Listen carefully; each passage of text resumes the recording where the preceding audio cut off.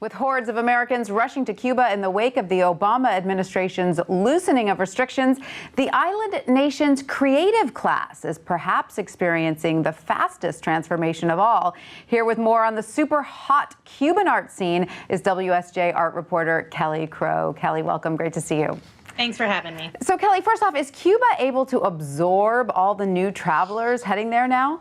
That is the super burning question, right? Because U.S. visits, authorized visits to Cuba jumped 50% last year. And so we're talking cruise ships full of tourists. And yet Cuba has about 3,000 hotel rooms, which, you know, at any given moment range from sketchy to amazing. So I think pretty much what's happening right now is that they're overwhelmed and the hotels are booked solid. And I was told, at least, you know, Cuba's trying to build, you know, a dozen hotels on the fly, right, just to make room for everybody. Amazing. Now, and you reported on some recent American boldface names making cultural waves down there.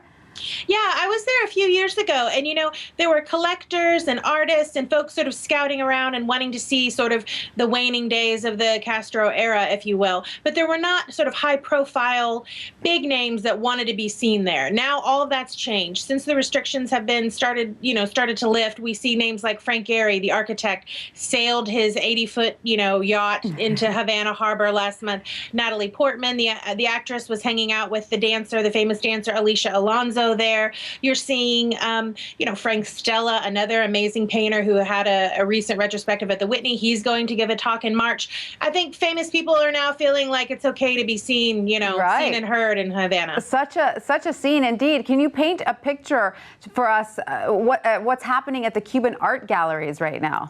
Well, my amazing colleague Ellen Gamerman, who really steered this story, went down there last week, and she went on a lot of different gallery tours. What we're finding is Cuba, it's still illegal to own a commercial gallery in Cuba. The government owns every gallery that's actually making art sales. But what's happening is that the artists are allowed to have studios where they can allow folks, obviously, to come in and visit. So these studios are getting increasingly really elaborate with like cocktail showrooms and bars where people can have a drink while they're there. I mean, these sort of entrepreneurial spirit is bursting forth. So tour groups and folks like that are sort of lining up to go and see these studios. Artists even have a studio that they work in, and then a studio that they show their work in, which is essentially a de facto gallery. You know, they're making it work. Absolutely. And it is legal for Americans to buy art. They just need to bring tons of cash to do it, right? That's always been the amazing loophole about the trade embargo, is that artwork, for whatever reason, was considered informational material, unlike, let's say, rum or cigars. So collectors, if they could find a way legally to get to Cuba, that was always the trick. But if they could get there, it was always legal for them to buy art and carry it home. Right. This has sustained the Cuban art scene for years, you know, whereas, you know, we weren't really able to buy the cigars legally. So art was sort of coming and going to and from America. Now they can do it on a bigger scale. And I think that will certainly change things for the Cuban scene. I love it. With pockets bulging with cash, people are coming and buying art. And you say as demand for all kinds of Cuban art grows, and even the artists who travel abroad, musicians and dancers, they're becoming the sort of the elite and the wealthy of Cuba. I love this about Cuba, that the artists, the poets, the writers are really the rock stars of Cuban culture. Yeah. I mean, those guys have the big mansions. They're the best traveled, the most sophisticated group on Cuba, because they were allowed to come and go, again, because of these sort of strange cultural loopholes. So they are rightly now coming back home. Now they're able to buy property, they're buying homes, they're renovating them, they're creating art institutes, different art spaces. They're really sort of leading the way for Cuba, which I think is such fascinating terrain. It is. It's amazing to have a cultural class be sort of the elite class. Now, tell us quickly about U.S. TV and film production. We hear that there are plans for Showtime to shoot there next month, and the next Fast and Furious might be there. Right. I mean, everyone wants the new next exotic location, right? From Bond to Fast and the Furious to everyone's always looking for where is the backdrop, right? That America wants to see, that they're not getting enough on film. And now Cuba is the it girl for the moment. So you've got folks like Fast and the Furious, Universal's trying to get permission to shoot a portion of that in Cuba.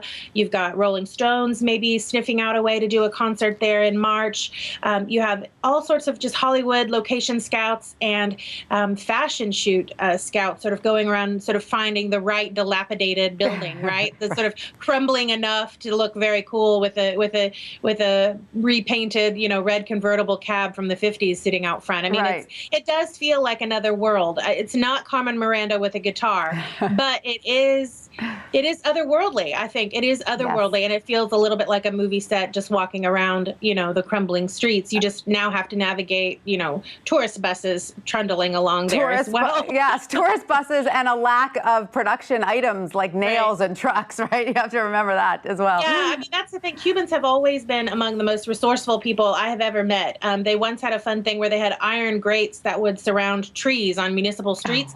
As soon as they started to crumble, they would disappear. People would turn them into car parts. I don't know. They can do everything. If a Home Depot opened there, it would be mobbed day in, day out. Nails, paper, glue. I talked with an art dealer who said even just trying to find a swath of PVC piping, like the kind that you would roll up a drawing and ship it in, the kind that we, don't even think, impossible to find in Cuba. I mean, you either have to bring it in with you or get very scrappy, which is going to be a challenge for Cuba. Well, it all sounds amazing. I can't wait to go back. I feel like I'm missing out. So much going on. Yeah, you better go get your mojito before it's $15. That's right.